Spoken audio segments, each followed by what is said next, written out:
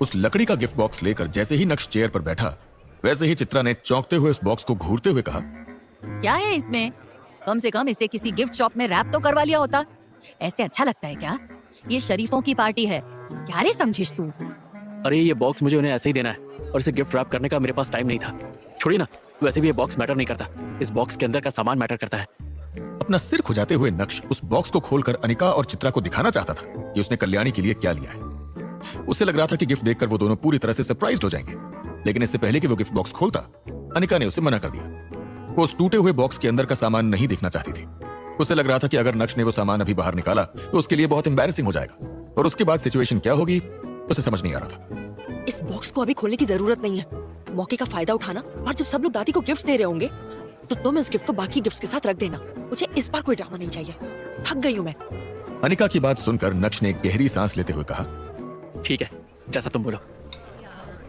Party शुरू हो गई थी और स्टेज पर सभी लोग एक एक करके कल्याणी को गिफ्ट दे रहे थे। ऐसी पार्टीज में अक्सर ऐसा होता है कि सारी रिच फैमिलीज की नजर एक दूसरे के गिफ्ट्स पर होती है। सभी जानना चाहते हैं कि कौन क्या दे रहा है, किसका गिफ्ट ज्यादा वैल्यूएबल है। साथ ही साथ सभी कल्याणी के रिएक्शंस को भी नोटिस करते हैं ताकि उन्हें पता चले कि वो गिफ्ट कल्याणी को पसंद आए हैं या नहीं। इन सभी तोहफों में जो लोगों ने कल्याणी को दिए, उसमें आज की रात का सबसे आउटस्टैंडिंग गिफ्ट तो शायद पल्लवी का ही होगा, जिसने कल्याणी को हीरे का एक पेंडेंट दिया है जो एंशिएंट समय से अपनी खूबसूरती की वाहवाही लूट रहा है। जब कल्याणी ने पल्लवी का तोहफा देखा तो उसकी आंखों में एक चमक आ गई। तुरंत ही कल्याणी ने पल्लवी का हाथ पकड़ा और मुस्कुराते हुए बोली, पल्लवी, ये लड़की शुरू से ही सबसे आगे रही और आज भी ये सभी से आगे है। अनफॉर्चुनेटली, भले ही तुम्हारी दादी तुमसे कितना ही प्यार क्यों न करती हो, लेकिन वो तुम्हें हमेशा के लिए अपने पास नहीं रख सकती है। एक ना एक दिन तुम्हारी शादी होगी और तुम दूसरे घर चली जाओगी। मैं उसके बाद तुम्हारा हिस्सा नहीं रह पाऊंगी। कल्याणी की बात सुनकर पल्लवी का चेहरा अचानक से लाल पड़ गया था। वैसे अभी तक तो पल्लवी का कोई बॉयफ्रेंड भी नहीं है, लेकिन कल्याणी की सोच कहां से कहां पहुंच गई थी। भले ही कल्याणी पल्लवी को बहुत सेंसिबल समझती थी, लेकिन उसके अंदर बचपने की कोई कमी नहीं थी। अपनी दादी का हाथ पकड़े हुए पल्लवी ने किसी छोटी बच्ची की तरह उछलते हुए कहा, दादी, मुझे छेड़ने की जरूरत नहीं है, मैं कहीं नहीं जाऊंगी, मैं हमेशा आपके पास ही रहूंगी। पल्लवी की सीट नक्श के बाजू में ही थी। जब वो अपनी सीट पर लौटी तो उसने नक्श को कुछ बड़बड़ाते हुए सुना।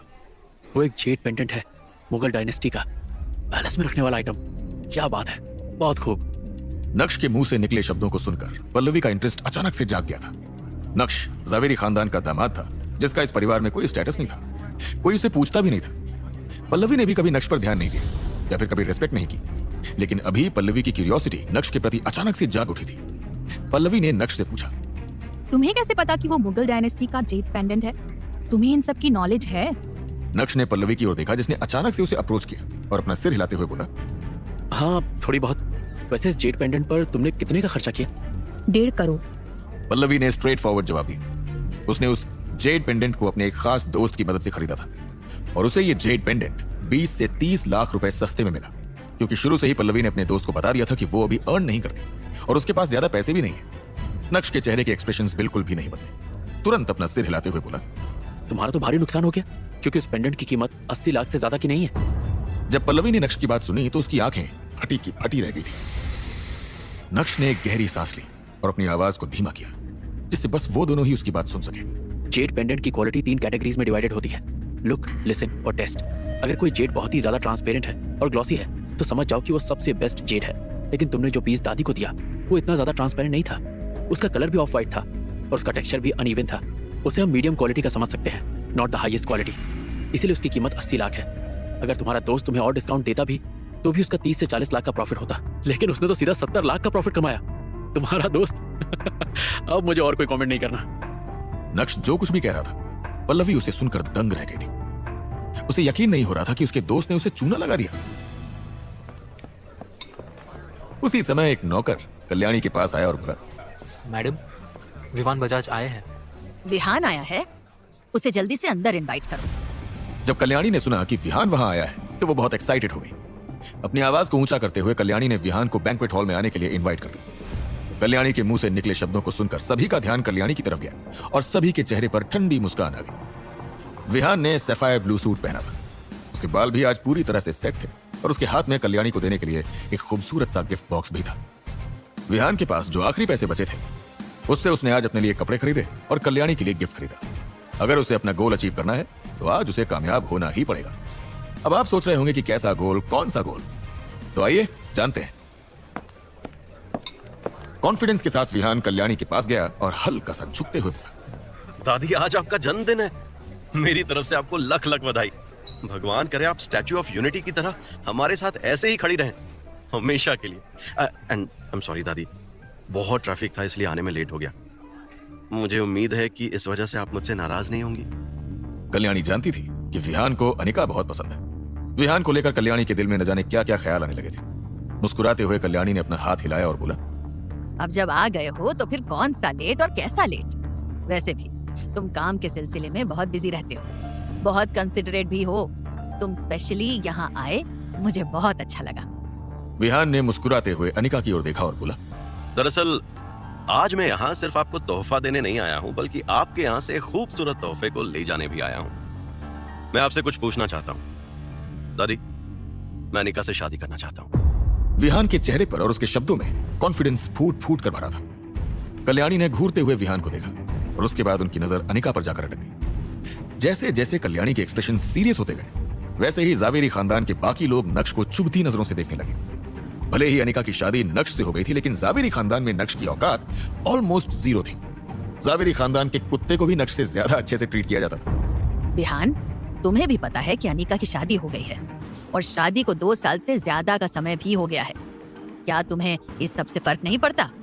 हालांकि कल्याणी ने तो पहले से ही अपने दिल में डिसीजन ले लिया था, लेकिन वो भी विहान के साथ कुछ फॉर्मेलिटी वाले सवाल कर रही थी। नहीं दादी, मुझे किसी चीज से कोई फर्क नहीं पड़ता। मैं अनिका से बहुत प्यार करता हूँ और आपको भी दिल से दादी मानता हूँ। मुझे उम्मीद है कि आप अनिका की खुशियों के बारे में सोचेंगी और मेरी रिक्वेस्ट एक्सेप्ट करेंगी। विहान को नक्श के वहां होने से कोई फर्क नहीं पड़ रहा था। उसे तो बस अनिका से मतलब था और वो आज उसे यहां से ले जाना चाहता था। उसी समय नक्श अपनी जगह से उठा और जोर से चिल्लाते हुए बोला, नहीं विहान, तुम्हारा दिमाग खराब हो गया क्या? अनिका मेरी बीवी है और तुम मेरे ही सामने उससे शादी करने की बात कर रहे हो? नक्श की आंखों में गुस्सा साफ दिखाई दे रहा था। तुम अपने आप को समझते क्या हो? तुम हो कौन? जावेरी खानदान के बीच में तुम्हें बोलने का हक किसने दिया? मुंह बंद रखो अपना। अचानक से मैम्बो अंकल इस मैटर के बीच में कूदे और नक्श को उंगली दिखाते हुए बोले, इससे कोई फर्क नहीं पड़ता कि मैं कितना ही यूजलेस क्यों ना हूं, लेकिन आपसे तो बेटर ही हूं, जिसे भानुशाली ग्रुप ने कचरा समझकर अपने ऑफिस से बाहर निकाल दिया।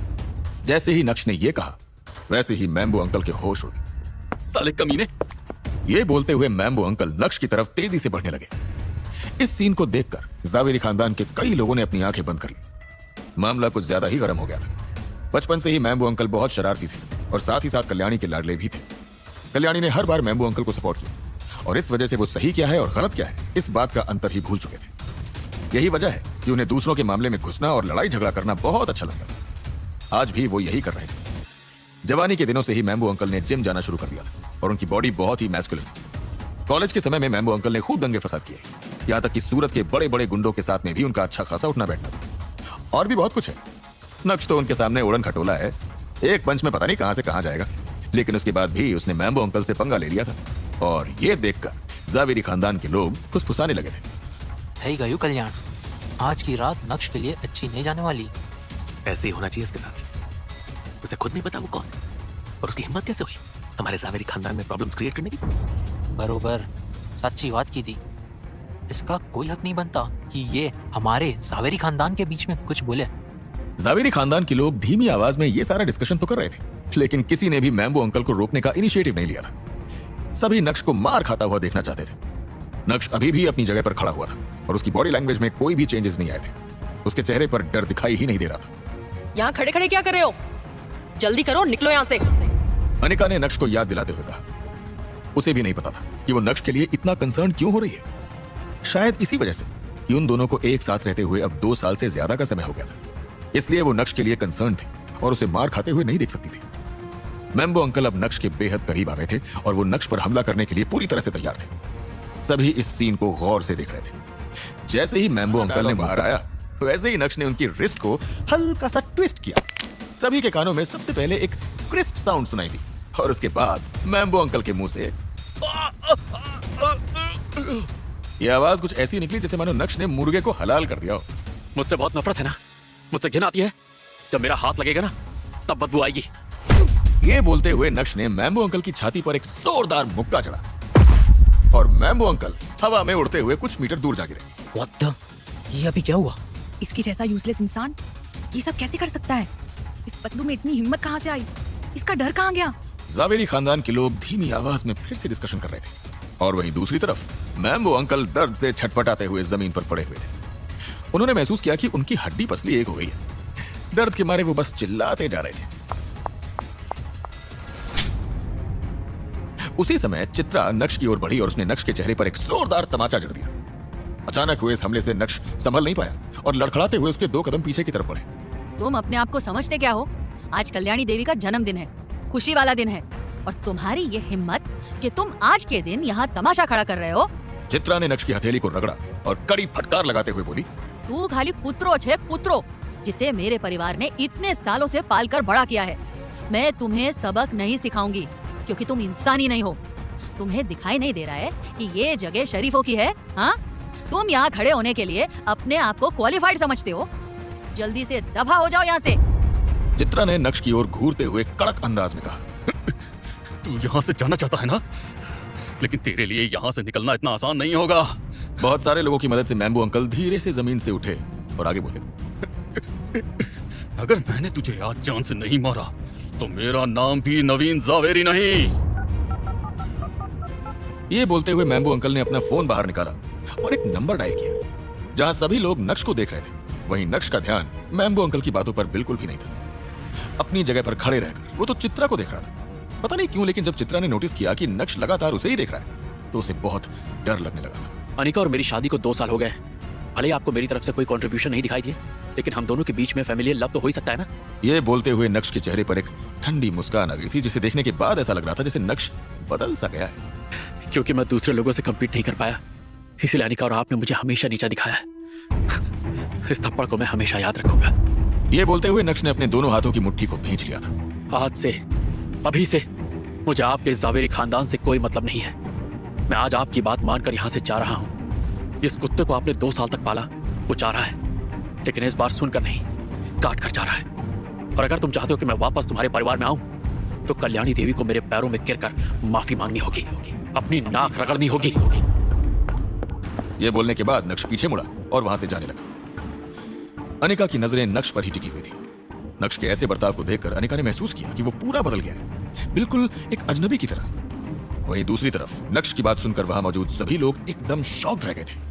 किसी ने भी नहीं सोचा था कि नक्श जैसा कचरा अपने मुंह से ऐसे शब्दों का इस्तेमाल करेगा। रोको उसे, जाने मत दो। मैम्बो अंकल ने नक्श की तरफ उंगली उठाई और चिल्लाते हुए कहा। हालांकि मैम्बो अंकल के आदेश का पालन किसी ने भी नहीं किया। कोई भी अपनी जगह से हिला तक नहीं। जावेरी खानदान में कौन नहीं चाहता था कि वो कचरा यहाँ से नहीं जाए। नक्श ने तो ये तक कह दिया था कि अगर उसे वापस बुलाना चाहते हो तो कल्याणी को उसके पैरों में गिरना होगा। इस बात पर तो नक्श को बहुत मार पड़नी चाहिए, लेकिन कोई हिम्मत ही नहीं कर रहा था। जब मैम्बो अंकल ने देखा कि किसी ने भी उनकी बात नहीं सुनी है, तो जैसे तैसे वो नक्श की तरफ भागे और उसका कॉलर पकड़ते हुए बोले, तुम्हें यहाँ से जाने के लिए किसने कहा? क्या तुम्हें सुनाई नहीं देता कि मैंने क्या कहा? जैसे ही मैम्बो अंकल ने अपनी बात खत्म की, वैसे ही रंगरेज रेस्टोरेंट के सामने ब्लैक कलर की 10 स्कॉर्पियो आकर रुक गई। चूंकि आज की यह पार्टी ओपन बैंक्वेट में हो रही थी, इसलिए सभी इस फिल्मी नजारे को आसानी से अपनी आंखों में कैद कर सकते थे। देखते ही देखते 30 से भी ज्यादा लोग उन गाड़ियों से बाहर आए जिनके हाथों में स्टिक्स और चाकू थे। इरफान भाई, फाइनली आप आ ही गए। मैम्बो अंकल उस ग्रुप के लीडर की तरफ बढ़े और पूरी रेस्पेक्ट दिखाते हुए बोले। उस आदमी ने अपना सिर हिलाया और चाकू को हवा में लहराते हुए बोला, बोल नवीन, क्या मसला है? कौन सी गंदगी साफ कर रही है? इरफान भाई, यही है वो कचरा। मैम्बो अंकल ने तुरंत ही नक्श की ओर पॉइंट करते हुए कहा। इरफान भाई सूरत के जाने माने गुंडे थे और पूरे सूरत में उनका नाम था। जी हाँ, गलत कामों से। जावेरी खानदान भी कोई दूध का धुला नहीं था। ज्यादातर सभी इरफान भाई को जानते थे, सिर्फ नाम से। देख पहली बार रहे थे और उन्हें देखने के बाद सभी के होश उड़ गए थे। क्या ये इरफान भाई है? इनके किस्से बहुत सुने हैं, गार्ड डालते हैं। नवीन मामू का जवाब नहीं, क्या बात है, उन्होंने इरफान भाई को बुला लिया। मैम्बो अंकल के भांजे को यह सब देखकर बहुत अच्छा लग रहा था। अचानक से सीन आशिकाना से कातिलाना हो गया था। नक्श भागो, भागो यहाँ से। जब अनिका ने देखा कि मैम्बो अंकल ने नक्श को मजा चखाने के लिए इरफान भाई को बुलाया है, तो तुरंत ही वो चौंक गई थी और नक्श को भागने का याद दिलाने लगी। अनिका ने भी इरफान भाई का नाम पहले से सुन रखा था। अगर नक्श उनके हाथों में लग गया तो फिर तो नक्श का जन कल्याण हो जाएगा। मार मार के नक्श का भरता बना दिया जाएगा, शायद वो बचेगा ही नहीं। अनिका के मन में ये सारी बातें चल रही थी। जब अनिका ने देखा कि नक्श अपनी जगह से हिलने का नाम नहीं ले रहा है तो वो तुरंत ही अपनी जगह से उठी और नक्श को वहां से ले जाना चाहती थी, लेकिन विहान ने जल्दी से अनिका को रोकते हुए कहा, अनिका, ये तुम क्या कर रही हो? क्या तुम पागल हो गई हो? सामने इरफान भाई हैं, वो मेल फीमेल कुछ नहीं देखते हैं, बस उनका चाकू चलता है। अगर तुम्हें कुछ हो गया तो मेरा क्या होगा? किसी की भी हिम्मत नहीं थी कि वो इरफान भाई को प्रोवोक करे। इरफान भाई वाकई में काफी रुथलेस इंसान थे। इरफान भाई ने सिगरेट का आखिरी कश लिया और उस सिगरेट को फेंकते हुए अपनी तानाशाही दिखाते हुए बोले, कौन अंधा है जिसे दिखाई नहीं दिया कि नवीन मेरा भाई है? क्यों अपनी मौत को बुलावा दिया है? अब हो जाएंगे छोटे छोटे छोटे छोटे छोटे टुकड़े। जब मैम्बो अंकल ने इरफान भाई के मुंह से निकले इन शब्दों को सुना तो वो प्राउडली नक्श के सामने जाकर खड़े हो गए थे और नक्श को यह दिखाने की कोशिश कर रहे थे कि देख ले बेटा, कौन बड़ा है, तू या मैं? उनकी आंखों में एक अलग ही चमक आ गई थी, जैसे माने उन्हें पूरा भरोसा था कि आज तो उनके नाम का परचम लहरा के रहेगा। उस समय मैम्बो अंकल ने इरफान भाई को ही कॉल किया था जब चित्रा और नक्श के बीच हीटेड आर्गुमेंट्स हो रहे थे। और देखिए, उनके एक कॉल से इरफान भाई 30 लोगों के साथ नक्श को मारने पहुंच गए थे। वैसे 30 लोगों को लाने की क्या जरूरत थी इस पतलू के लिए? ये तो किसी को भी समझ में नहीं आ रहा था। 2-4 भी लाते तो वो भी काफी होता, लेकिन शायद मैम्बो अंकल ने बात को बढ़ा चढ़ाकर बोला होगा। वैसे भी उन्हें ये सब करने में बहुत मजा तो आता ही है। सभी लोग नक्श की ओर देख रहे थे और मन ही मन सोच के बैठे हुए थे कि आज तो उसकी अर्थी यहीं से उठेगी। लेकिन कोई भी ये नहीं सोच रहा था कि जावेरी खानदान का सबसे लाडला इंसान नवीन जावेरी सूरत के गुंडे को कैसे जानता है। अब जावेरी खानदान को अपनी इमेज की परवाह नहीं थी। जब मैम्बो अंकल कॉलेज में थे तब किसी कांड की वजह से उनकी मुलाकात इरफान भाई से हुई थी और उस दिन इरफान भाई ने मैम्बो अंकल को कुत्ते की तरह धोया था। उस दिन के बाद से मैम्बो अंकल ने इरफान भाई के मामलों में कभी पंगा नहीं लिया, बल्कि हमेशा से उनसे दोस्ती करने की कोशिश की। दोस्ती होने के बाद मैम्बो अंकल के सारे मामले इरफान भाई हैंडल करते थे और मैम्बो अंकल उन्हें काम का अच्छा खासा पैसा भी देते थे। अभी भी जब भी मैम्बो अंकल को इरफान भाई से रिलेटेड कोई भी काम होता है तो वो उन्हें काफी पैसे देते हैं। आज भी दिया होगा या फिर देंगे, क्योंकि इरफान भाई सूरत शहर के बिग शॉट हैं और वो बिना पैसों के तो हिलते तक नहीं है। सूरत शहर में इरफान भाई को कंपटीशन देने के लिए अभी तक कोई पैदा ही नहीं हुआ था और उन्होंने अपनी गैंग में इतने लोगों को शामिल कर लिया था कि कोई दूसरा इरफान भाई उनके सामने आकर खड़ा भी नहीं हो सकता था। इसलिए उन्हें किसी से डर नहीं लगता था। उन्हें वन मैन आर्मी के नाम से भी जाना जाता था। जाओ, जल्दी करो, भागो। एक बार फिर से अनिका ने जोर से चिल्लाते हुए नक्श को याद दिलाया, लेकिन इससे पहले कि अनिका अपने कदम आगे बढ़ाती, विहान ने उसे फिर से रोक दिया था और अनिका आगे नहीं बढ़ पाई थी। इस समय इरफान भाई नक्श के करीब आ चुके थे और बस अब तो अनिका की हालत भी टाइट होने लगी थी। चित्रा के तो लूज मोशन शुरू हो गए थे। एक तरफ अनिका धीमी आवाज में नक्श को भागने के लिए कह रही थी, वहीं दूसरी तरफ चित्रा वॉशरूम की तरफ भागी। लेकिन अब सीन थोड़ा गर्माता जा रहा था। तो तुम हो जिसने मेरे भाई को मारा? इरफान भाई ने सिगरेट जलाई और अपने चेहरे को ऊपर उठाते हुए कहा, क्या तुम्हें पता नहीं वो मेरा दोस्त है? एक कुत्ता जिसे पूरे दिन सिर्फ भौंकना आता है, क्या उसे सबक सिखाना जरूरी नहीं है? कड़क अंदाज में नक्श ने कहा। बच्चे, जवान हो, खून गर्म है, समझ आता है, लेकिन क्या तुम्हें पता नहीं कि आज तक किसी ने मुझसे इस तरह से बात नहीं की है? इरफान भाई ने अपना वो हाथ जिस हाथ में चाकू था उसे नक्श के कंधे पर रखा और उसके कंधे पर 3 से 4 बार थपथपाते हुए बोले, मुझे इससे कोई फर्क नहीं पड़ता कि दूसरे लोग आपसे किस तरह बात करते हैं, लेकिन अगर आपने मुझसे इस तरह बात की तो आपको बहुत रिग्रेट होगा। नक्श की नजर एक बार भी उस चाकू पर नहीं गई थी जो इरफान भाई ने उसके कंधे पर टिका रखा था। मैम्बो अंकल को यह सब देखकर बहुत मजा आ रहा था, क्योंकि नक्श इरफान भाई को गुस्सा दिला रहा था और इरफान भाई का तांडव तो मैम्बो अंकल पहले ही देख चुके हैं। तो उन्हें तो नक्श का आधा कटा हुआ शरीर दिखाई दे रहा था और ये सब सोचकर ही उनके चेहरे पर मुस्कान आ गई थी। इरफान भाई को मैम्बो अंकल से बेहतर कोई नहीं जानता था। इरफान भाई को किसी का भी डर नहीं था, पुलिस का भी नहीं, क्योंकि उनकी तरफ से पुलिस वालों को हफ्ता पहुंचाया जाता था। ऐसे में अगर अनिका को लग रहा है कि उसे पुलिस को कॉल करना चाहिए और पुलिस आकर नक्श को इरफान भाई से बचाएगी तो ये तो केवल एक सपना ही है। यार लड़के, तू कसम से बहुत एरोगेंट है।